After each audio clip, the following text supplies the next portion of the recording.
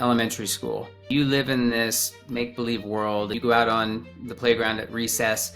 You start to pretend like you're Michael Jordan on the basketball court or Wayne Gretzky on the hockey rink. In your mind, you are believing you're there. Somewhere along the line, either through criticism, feedback, cynicism, something that happens in the world, our inner demons start to get jaded. Welcome to the Willpower Podcast.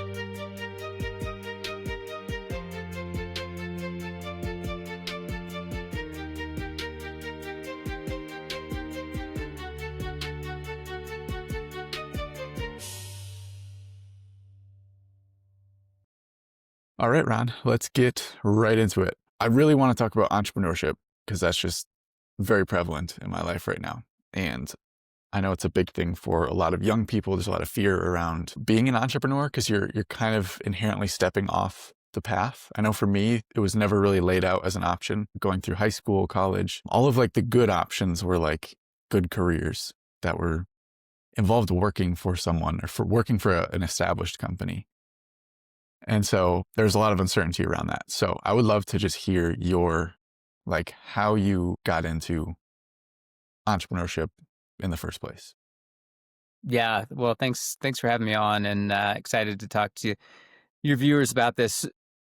You know, it's funny, like you talk about how entrepreneurship was never really an option for you. I think of it the opposite, that working a job was never really an option for me.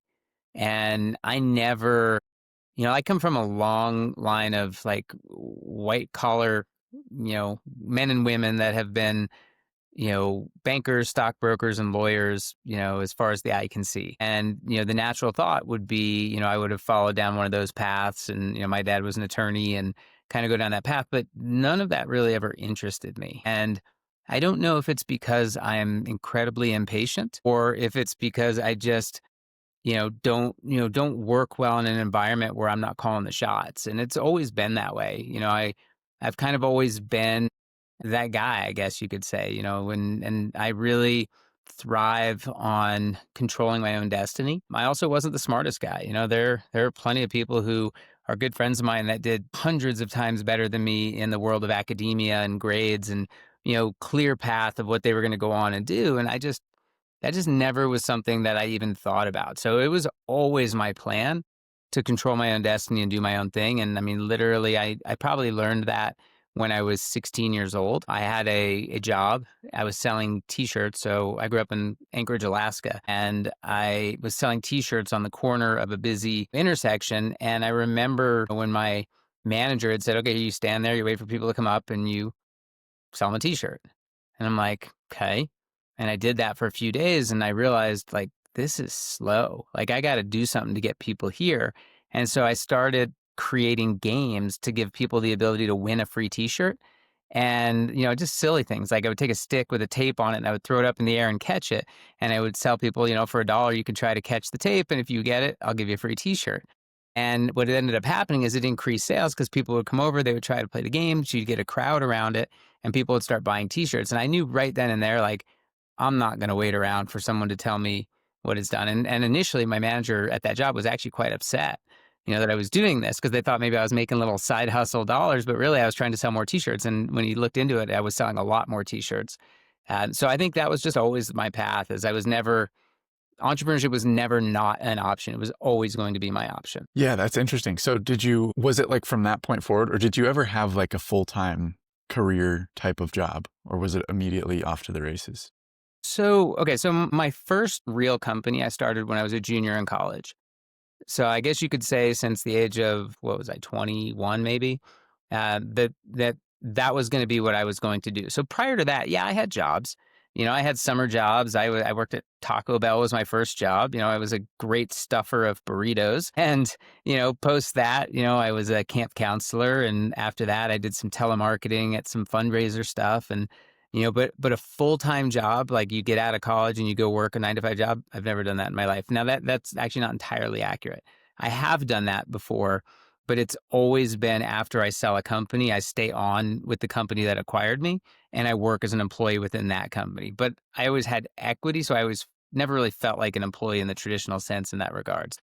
Yeah, I mean, I guess that's actually I've never actually really thought about that. I've never actually worked a 9 to 5 job, in my adult life, I guess you could say, or in my post-college adult life. Yeah, it's an interesting transition. And that's kind of what I've gone through just recently. And it's been extremely positive for me. I think I'm glad that I went through, I had like 4 years where I was working a normal job and then I just left. And now I get to see what the other side is like. So it's like I got a full experience of that life. And I'm only 2 months in, so I can't really say with absolute certainty, but I feel like this is what I was missing before. I had another question for you around that, and I have completely lost it now. What was your first business in your junior year of college? Yeah, so I'll tell you the business, but I want to tell you how that business started because I think it's an interesting story. So my junior year of college was, racking up student debt because my parents weren't paying for school. Not that I don't have amazing parents, which I do, but school was not something that they were paying for, so I had to get financial aid to pay for it. And I had this like epiphany one morning where I woke up and I'm like, I'm going to graduate with $100,000+ in debt. Like, why am I doing this? And my initial visceral reaction was like, stop going to school, go work. And then I thought, oh no, I gotta get this done. I gotta see this through. And so my other thought was, well, how can I get a job that's not, a minimum wage job to help pay for some of these expenses? And so I called up and any friend I had that didn't work at fast food or a library or a bookstore and just kind of asked them like what they had going on. And one of my buddies, a guy named Clark, said, hey, I'm working at this company that's selling credit card terminals to new businesses. Do you want to me just try to get you an interview? And I'm like, yeah, please. And brought me in for an interview, met the manager in the office, who's a good guy. He and I hit it off, gave me the job, and I immediately, working 6 hours a day, became really good at selling, credit card terminals to new businesses. It was a pretty easy sale. Hey, you're a new business. You need to be able to take credit cards from your customers. And mind you, this is back in the 90s. So, not everybody had the ability to accept credit cards. It wasn't as prevalent and obvious as it is today. And, ended up getting the job and was making really good money in a very short amount of time. And I was like, wow, like this is amazing. And from there, I wanted more.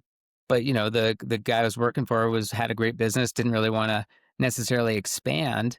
And so I started looking into the business more in detail and understanding what would it take if I did want to start my own version of this, and ended up connecting with a couple people that became very instrumental in my life that gave me an opportunity to start what's called an ISO, or an independent sales organization, for a processing company. And so I started a company, in college called Eliot Management Group, which, was kind of funny. Like when my junior year, when this was all going on, about 6 months into this, I had to pause school for a minute because I was so busy running the business, but I always knew I was going to go back. So a 4-year degree took me about 6.5 years, only because I was busy running the business. And then when I finally did graduate college, I had about 100 employees at the time. And so, it was a good decision and I knew what I was going to do when I graduated, but it just took a little longer than I wanted. So yeah, that's kind of how everything got rolling, my junior year of college. Okay, and then that business, are you acquired at some point, or what Yeah, that was business the was result of that one? Yeah, so I exited that business in 2010. So this was in 1996-ish, 7-ish, somewhere in there, that I started it and completely exited the business in 2010. And it's And still around. what's It's owned by Deluxe, which is a public company, and it still exists today, which is kind of cool because Elliot's my middle name, and it's kind of cool seeing it still running around as a public company now. what's the feeling of like you create something and then that thing ends up taking on a life of its own to the point where it now operates completely independent of you? What does that feel like? So the first time that happened was actually before this business. There was a small internet company that I started kind of a little bit before this time frame that was the first business I actually sold, but it wasn't like a windfall event. It was kind of learning. And that business ended up getting shut down by the acquirer, and I felt actually a little bit hurt about that situation. But then the second time around, when I had the real business that was started, it was pretty cool. And there's still people who I'm friends with today that still work there. In fact, I just congratulated one of the guys there that celebrated his 25th year with the company. He's somebody that I hired, I guess 25 years ago. And it's just kind of cool to see people like that carrying on and excited about the business and doing well. And one of my My right and left hand in that business have both gone on and to do amazing things and be CEOs of big companies on their own, and I stay in touch with them, and it's just really it really makes me feel good. I mean, number one, the business is still there, so that's cool. But more importantly, like the people, seeing all these people, that I've impacted their lives in some way and given them, maybe that entrepreneurial bug that you're talking about, maybe they got that bug, because of something that, I had given to them at that time. It's really like one of the best feelings I can ask for is just like, wow, like that's really cool. I'm gonna read the first two sentences of your YouTube description. I'm guessing it might be your podcast as well. I started my first company while living in a shed, riding a motorcycle through winter and surviving on spare change. But even then, I believed I was building something bigger. So tell me about this, because I really love that second part, which is like you had this just like conviction, this belief, this I'm building something bigger. It doesn't matter where I'm at right now. I know it's coming. Where did that come from? Were you born with that, or did you somehow pick that up somewhere? It's funny, the whole concept of that persona of like doing something bigger than you're capable of, or, like, I don't know the answer, like where the genesis of that originally came from. But what I can tell you is that I've always believed that the only limitations people put on themselves is what they believe to be capable and possible today. And once you break through something and you do something that's never been done in your eyes, right? Someone else may have done it, but you've never done it. Like what becomes impossible very quickly becomes possible, and it allows you to really manifest something bigger than what you perceive to be possible. So I'm kind of rambling there, but my point is like I think of that whole mantra is really about like people are amazing. The human being is just unfathomably like so complex and so capable that you cannot even contemplate what we are truly able to do.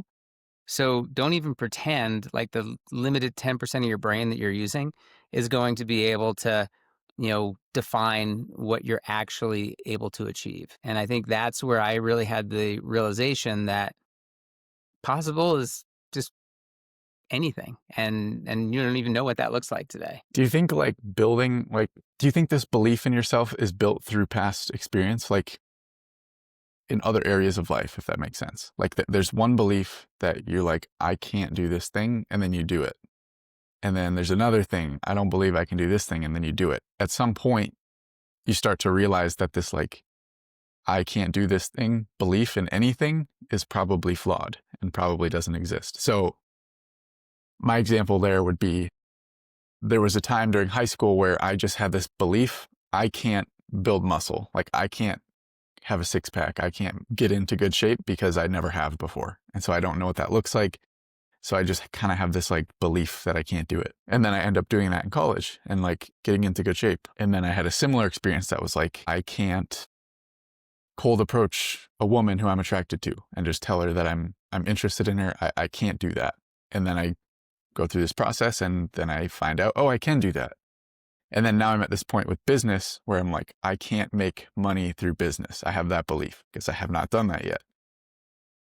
But I try to use those past two things that happened in my life where I believed I could not do something. And then I realized through experience that I could do them, and applying that here and now to this current one. What are your thoughts on that? I think that when you're a kid and you're in elementary school, and you live in this make-believe world and you go out on the playground at recess and you start to pretend like you're, Michael Jordan on the basketball court or you're Wayne Gretzky on the hockey rink. Like in your mind, you are believing you're there, like you're that person. And somewhere along the line, either through criticism, feedback, cynicism, through something that happens in the world, our inner demons start to get jaded on what we think we can do because we listened to people who maybe didn't have the same belief in ourselves. And I think that if we can hearken back to our youth and start to remember like all those feelings that we had as a kid and the belief that we can do anything. We can be an astronaut. We can be a sports star. We can be president of the United States. Like all of these things that we all go through as a child. Like, the only thing that prevented us from doing that at that time was our age, but we believed we could do it. And I think that, the world is hard and it's easy for people, including myself, to take that feedback and that criticism and let it, you know, kind of limit your capacity and your capabilities based upon what people are saying around you. And one of the things that I have really spent a ton of time doing in the last 5 years, actually, really since 2017, and I can touch on that later. But since that time, like I really have spent time not caring about anyone who doesn't necessarily care about me. And that pretty much excludes everybody except my wife, my children, my family, and my close friends, who I want honest, answers from. But anyone else that gives me feedback, especially social media, like I just turn blinders onto it. I just don't care. And I think that if people would just stop worrying about everyone else and spent more time worrying about what they believe in their mind, they will be way better off. And you're like you're going through right now. You're starting your own business, your own entrepreneurial journey.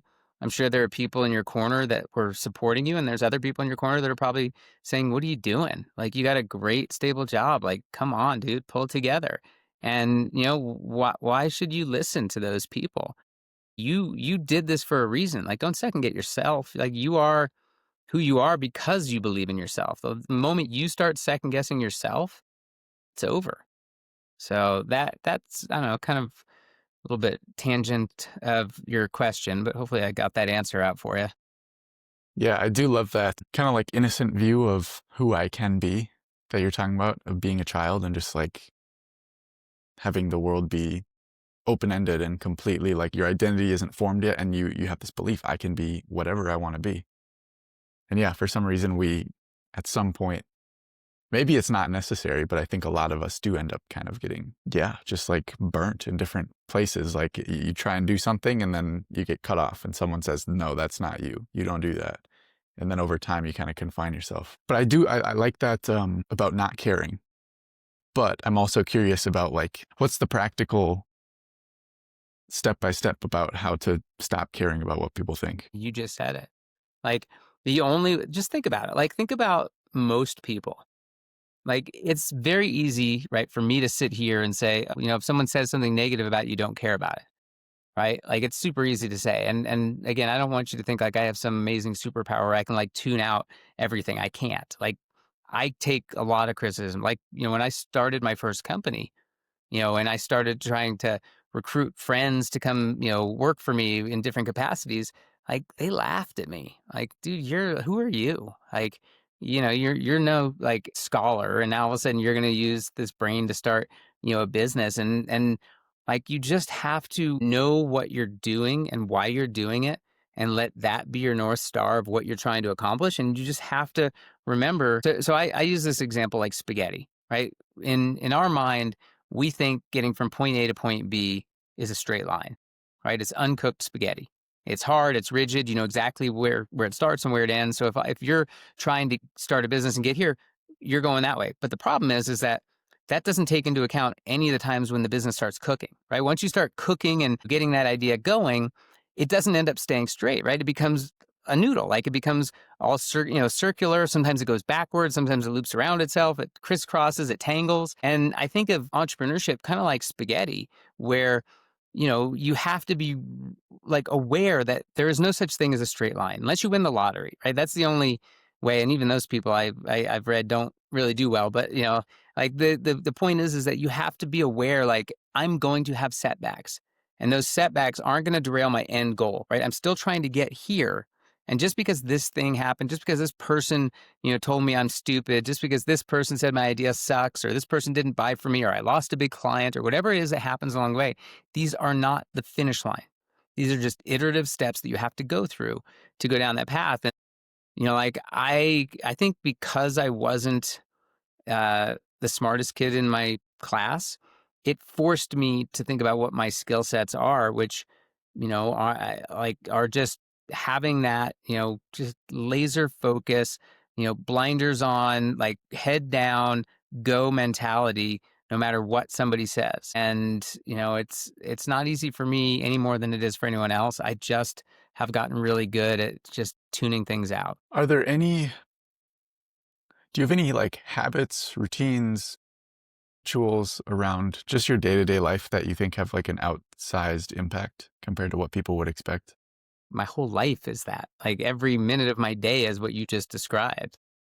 I get up 4 a.m. every day, 7 days a week. I work out for an hour and 15 minutes every day. I know that health folks would tell me I need to take a day off, and I'd say maybe my body, but not my brain. The gym to me, and I don't mean I do heavy weights or something like that every day.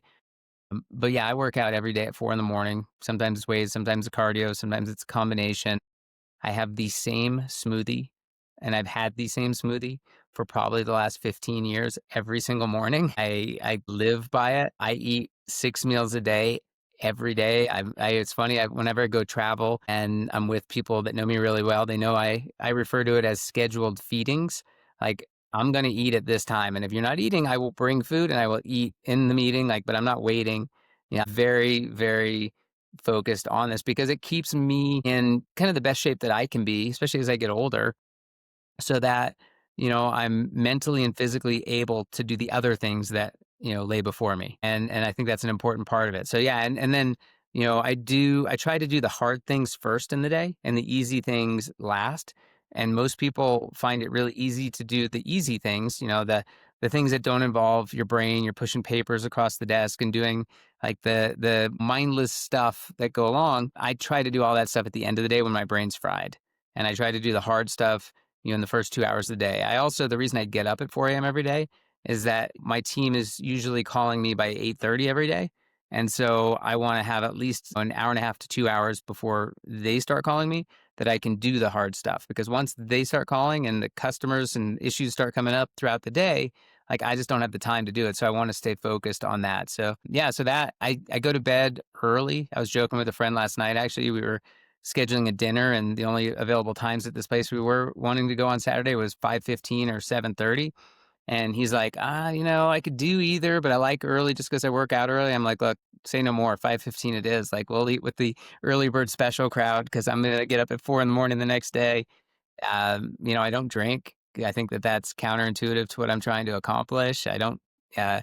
And I don't do. I'm pretty boring in that regard. I don't drink caffeine or coffee, any of that stuff. I just feel like the only way I can stay focused is just kind of taking care of myself, and that allows me, to run hard for a lot of hours of the day. And I only sleep 6 hours a day, so I need to make sure that the time I do have in bed is rested and not compromised by things that I can avoid, like alcohol and caffeine. Yeah, let's talk about that then. So sleeping 6 hours a day. I know the traditional guidance is like 8 hours is a solid night. Do you feel like you just operate best with 6 hours, or what factors into that decision? So I have a lot of respect for Arnold Schwarzenegger. I think he's a guy that has just done so many things. He's reinvented himself so many times. He just, I've heard so many of his speeches, and I just have a ton of respect for him as a person and the way that he operates, from a business and personal, just kind of the way he handles things. Let's not get into the marital and any of that stuff. I'm just talking about just the guy who I know, and I talk, it's just a ton of respect. And he talks about this actually. I heard he has a podcast out. I can't remember what it's called, but I really like it. And he says, people should sleep 6 hours. And someone in the audience, it was a live speech, said, well, science would tell you that you need to sleep 8 hours. And he's like, well, sleep faster. Like I'm fortunate in the sense that when I go to bed, like I'm asleep within 2 or 3 minutes. Like I can put my head down and I'm like, I'm done. And, for the most part, I sleep through the night and wake up, 4 a.m. 70% of the time, without an alarm clock, and I use my watch to vibrate if it wakes me up at 4, if I don't wake up naturally. But yeah, I mean, I don't want to say I need less sleep because I think I'm human just like everybody else. I just think because of the choices I make throughout the day, it allows me to sleep better in my 6 hours than maybe some other people sleep in their 8 hours because of the choices they make throughout their daily life. Right. Yeah, I do. I think that's definitely true. And I think anytime, like if you start sleep tracking after not sleep tracking, there's usually like kind of a wake up call where you're like, oh, wow, I slept way less than I thought. It's like I was in bed for 8 hours, but I actually only slept for 7 hours and only like half an hour of deep sleep. So that definitely makes sense that your 6 hours could potentially be greater than someone else's eight. So diet, nutrition, fitness, clearly all important to you. I mean, have you had any periods of not prioritizing those things? Or has it been, and okay, so Yeah, yeah, yeah. assuming yes, what have you noticed differences in your energy with and without So, exercise? and I never, so just for context, I'm 50 years old, right? And when I was, 49, I decided to quit drinking just because I just didn't think it, and I was never a big drinker, like not since college, right? College, different time frame, but like post college and post like that, those early 20s, like I've never been a big drinker. Uh, but giving it up completely, like I don't track my sleep, but I track my heart rate because I have a really low heart rate. My beats per minute while I was sleeping when I didn't have at least just one drink versus after was like 12 to 15 beats per minute less. Like that's crazy to me that one drink can impact me that much. So that was really, kind of I think a wake up call to me. But, like if I think back to my early 20s, like every dinner I would go out to with either coworkers because I had businesses at the time, I had a business at the time or friends. It always involved, two or three drinks. It always involved like, my diet wasn't always impeccable. I've always been in pretty decent shape, but in my 20s I could eat crappier and still look pretty decent. Whereas now if I eat a piece of pizza, I get like a lump in the side of my stomach. I'm like, what is that? And it's like, it's the pizza from the night before. I'm obviously facetious there. But the point is like, I think that you can get away with more in your 20s. And, I have kids now in their 20s, and I tell them all the time, like, things change so quickly. And you just making those good decisions now, learning from, maybe me as a cautionary tale, like will make you better. So yeah, I mean, I had those, but thank God I was never, I never had addiction issues. I never had like demons of things that were plaguing me. Like, I think I was very lucky in that I started my first business when I was in college. So it forced me, and I was, again, very lucky in the sense that it took off. And I was fortunate to have some amazing people that helped make that happen. But because of that, it helped me to maybe miss some of the bad decisions I might have made along the way because I was running a big company at the time. I had to be that guy, and I'm the guy that shows up at the holiday party drunk and dancing on the table. Like that's probably not going to be the look that my HR director is going to want me to have and have to explain on the team call the next day. So I think I got very lucky that I started the business because I think it helped make me make some good decisions along the way. And I guess I'm boring. I guess that's the thing I'm plagued with now. I had, yeah, the global pandemic, the COVID pandemic hit when I was a sophomore in college. And so for me, that was probably a good thing in terms of alcohol and just like, yeah, study habits and things like that. So yeah, I can relate to that, kind of like having something externally push me in the right direction because there's nowhere to drink. There was no one to drink with. Like it was just me and my roommates, and we're like, we can't just like drink together every single night. That doesn't really seem that fun anymore. Okay, let's talk about starting the podcast. So this is a more recent endeavor for It you. is. What was the what how'd you come up with the idea, and what does it mean to you now? I've had a lot of conversations with my wife on this topic. So it's important to understand the timing of the podcast and kind of my life. So my most recent business, well, my business before the one that I started right now, I had sold in the beginning part. Well, I guess it was the middle of the first half of this year. And I had told, the private equity group, that we sold to that I was not going to be staying on, post sale. And, I agreed to stay on for a period of times. June 30th was my final day, as an employee of the business. I knew that my life was going to change, right? Because there was 350 people in that business. I had, I was the guy in front of the room talking to the whole company every single week. I always had a big audience of people that I would talk to. And I knew as I was leaving that business and going into startup life, like that was going to go away. And part of what I really get excited about is getting people excited to chase a vision, chase a mission, chase a goal. Like rallying the team around that is something that I've been, fortunately decent at in my career. And I knew that was going away. And so I think honestly, Projecting Grandeur, which is the name of the podcast, when I started it, was more cathartic than anything. Like I needed somebody to talk to. And I could only tell my wife the same things over and over again, and my kids only partially listened to me. And so I had to figure out an outlet where I could help people become amazing without a company to do it. And so I think that is really why I started it. The concept Projecting Grandeur has been something I have used since I was my very first company. I was again, I started my first business when I was 21 years old. I had 100 employees within, 18 months of that business going. And I would fly around to my 8 offices and I was this like kid. And I had to tell people we were doing this amazing thing. And I didn't know that I wholly believed it at the time. I wanted to believe it.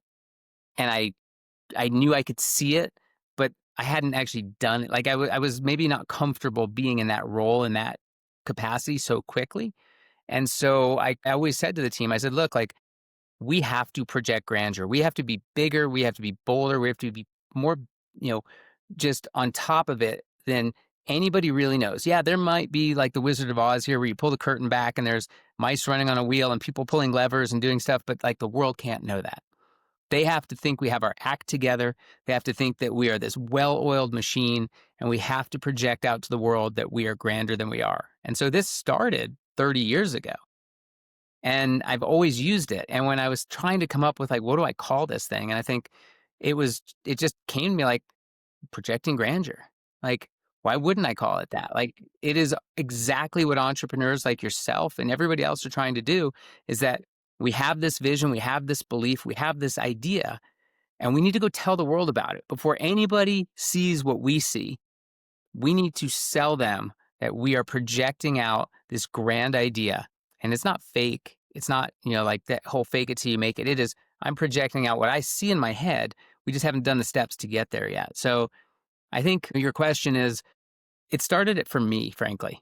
I think selfishly, I just wanted to talk to people about the things that were rattling around in my brain, and I needed an audience to do it. And that's how the thing got started. And there's been many times where now that I'm busy in my new business now and I'm spending a ton of time in that, like that I've told my wife, I'm like, I think I'm going to pull the plug on this. And every time I want to say I'm going to pull the plug on it, somebody will send an email to me or I'll get a direct message on a social saying, thank you so much. Like I learned blah, blah, blah from this thing. And like, I really needed to hear that. And I'm like, I get kind of teary eyed.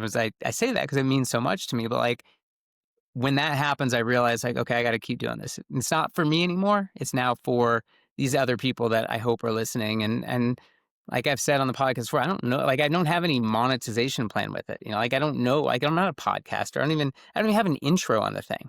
Like I just literally, I do my own intro every time I do it because I don't know what you're supposed to do. I get a gazillion emails, I'm sure you do, from companies that want to tell me how to make it better and do all this and that. And I'm just like, look, like this is something I'm passionate about. I care about, and I'm doing it because I want to. And like all those things are great, but this isn't a business for me. This is something I care about. It's a passion project for me. Yeah, I can definitely relate to that experience of like thinking about hanging it up. And then right when I'm thinking about it, I hear from someone. I had that happen when I did my Vipassana meditation retreat. I was like maybe 7 or 8 days in and just thinking about like, where's my life at right now? What do I want to be doing? And then just this podcast, I've been doing it for like a little over a year. This is still aligned and just being like, I don't know, maybe it's time to just pause it. And then as soon as I get back to civilization, a friend of mine is like, dude, great. Like I keep seeing your stuff. Great job. Keep going. And like, for me, that was all I needed. I was like, okay, I'll keep going. I'll just keep doing it, I guess. And it's funny how those little things can make so much of a difference. Just hearing that, like, what I did had any impact on someone is that's so much motivation. Okay, what's something that you're currently struggling with? Where do you want to begin? How long do we have? You know, I think for me, there's really two things that I would say are probably the biggest struggles I have in my life right now. One of them is personal and professional, and one of them is just professional. I have a really hard time saying no. And I think, genuinely, I want to be a good guy and I want to help, where I can. But sometimes you feel like you get taken advantage of in that regard. And, I get asked all the time to do certain things, and they're all amazing causes, whether it's philanthropic, whether it's a speech, whether it's can you do this? Can you help me with that? I get friends that will call me and ask for advice. Like, but at some point, which leads me to my other problem, time is not infinite. It's finite. And, I'm an empty nester now, like my kids are in college and, I have a great relationship with my wife, and I want to make sure that I give the people who have been there for me for this whole time, the time that they deserve. And so trying to find that balance between helping, trying to find that balance between building, and trying to find that balance between being present is something I really struggle with. And I'm trying to get better at it, but it's something that I really have a hard time with. And trying to figure out what that balance is so that you can still feel like you're building and grinding and growing something, still feel like you're helping and being benevolent in your actions, but then also being present for my closest, obviously my wife and my kids, but also, your family and your close friends, especially ones that are struggling themselves and they need someone, to help pick them up. Like trying to find that balance has been really hard for me. And, as I exited a business and have no kids at home, you'd think I'd have more time. But what's amazing is I have actually less time. I find myself getting up early and doing more in the mornings than I used to do, and then finding myself working later. And so I think, again, saying no is one thing, and then making sure that I allocate my time appropriate to the people and places that deserve my time, not necessarily that want my time. I'm no expert at this. Like this is an area I need vast improvement, and I'm trying to make iterative steps to do that, but I definitely not there yet. I think also recognizing that, like, for me at least, I don't owe my time to anybody. Like, just because someone wants to have some of my time does not mean that I need to grant them that. Like, if it doesn't make sense for me, if it feels like I'm draining myself in, yeah, and spending time on something I don't want to do, I don't need to do that. Because I've definitely had that very similar, like, feeling coming into, like, leaving my job. And now it's like, oh, I have all this time. But then it's like, okay, well, I'm filling a lot of it with work. I run a ton. I meditate a bunch. And then I want to make sure I prioritize time with my girlfriend. And then I have other friends reaching out. And it's like, sometimes I forget that I am in control of my time. Like I'll look at my calendar and I'm like, this day is crazy. I have like no time for myself. And then I'm like, well, every single thing on there is something I agreed to. So this is on me. This is completely in my control. Yeah, I know that feeling well. I'm very empathetic with you on that. What does your dream life look like? I don't know. I have this problem that I'm well aware of, that I have a real struggle being happy. Not that I'm depressed, but just that, like, I always want something more. And not this is not like finance, this is not success. This is like just anytime I do something, I want to go all in on it. I don't like toe in the water type stuff. If I'm gonna spend my time doing it, like I'm doing it. And I think my dream life, well, first off, involves my wife by my side, my kids healthy, happy, whatever world they want. But I mean, this is going to sound really bad, or I don't want this to come across the wrong way, but like, I mean, I've got a pretty good life. Like, I've got stability. I've got, good long term planning. Like, by all means, I should be in that world right now, but I'm not. And so I don't know, to be totally honest with you, what that looks like, because I don't know. I don't have a vision in my head. Like I'm not going to be sitting on the beach drinking Mai Tais or anything. I mean, like, there's a lot of things I'm very passionate about from a hobby standpoint, but I don't know that I'm so passionate that I would want to spend my entire life doing them. Like, I don't know if I could do that. I don't know if I'd be fulfilled. So I think my perfect life would be I've got, again, a great family that, is doing well and healthy and happy. I've got something that's engaging my brain, probably a business or some capacity. I've got creative outlets that I'm flexing my creative side a little bit. And I've got a good circle of friends and people close to me that I can pick up the phone at any given time and be there for them or have them be there for me if I need them. Like, I think that's what I aspire for, is just kind of being in that place where you're doing all the things you want to do because you want to do them, not because someone is telling you you need to do them. Yeah, I like that. All right, Ron, let's wrap it up there. First of all, thank you very much for coming on. I appreciate you like giving your time to the audience and just sharing your entire story. So thank you for that. Do you want to tell people where they can find your podcast or just keep up with you in general?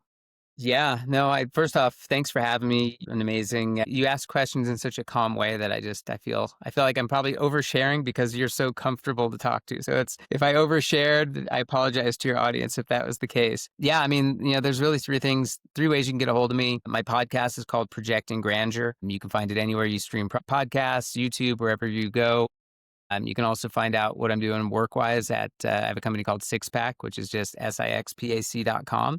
And then connect with me on LinkedIn or Instagram. Those are the two that I'm most active on. And I'd be happy if you DM me. I'll most likely message you back. So again, appreciate your time today. It's been fun being on your show. Thanks, Ron. Bye, everybody.